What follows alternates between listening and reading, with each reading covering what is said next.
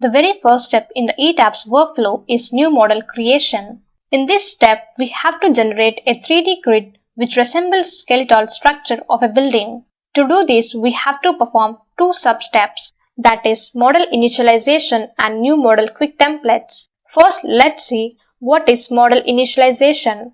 In this step, we have to specify the method by which we would like to create a new model file. If we choose the third method, that is use built-in settings with, we have to specify units and design codes that which we are going to consider in your project. About these three methods we will see in detail in the next topics. The second sub-step in the new model creation is new model quick templates. In this, we have to specify grid dimensions, story dimension, and add structural objects. Here ends the first step in the workflow. Now let us move on to the second step in the workflow, that is defining materials. In this step, we have to define the material that we are going to use in our project. Generally, concrete and steel materials will be created. Here ends the second step in the workflow.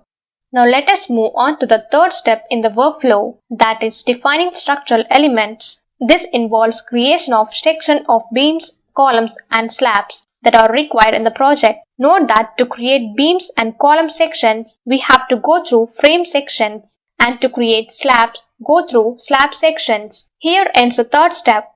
Now let us move on to the fourth step, that is assigning structural elements. In this step, we will assign the defined structural elements to empty grid created in the first step of the workflow. Here the structural elements are nothing but beams, columns, and slabs.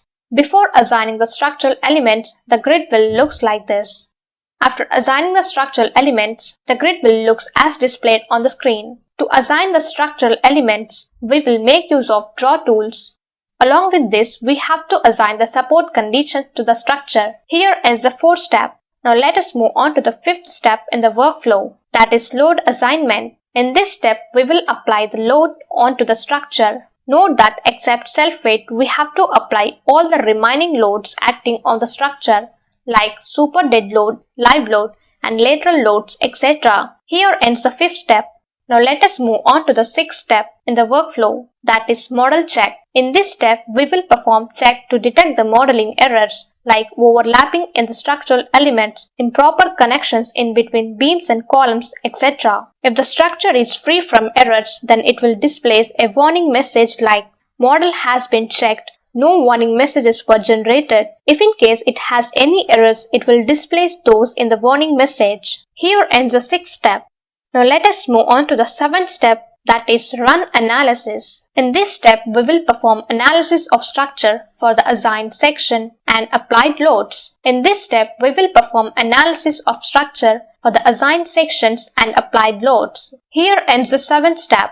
Now let's see the eighth step in the workflow, that is results interpretation. In this step, we will check the results like bending moments, shear force, deflections, etc. Here ends this step.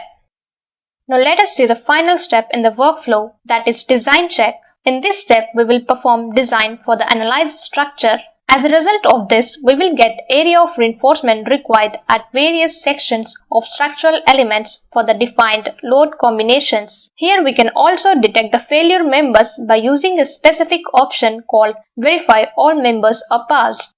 Here ends the workflow.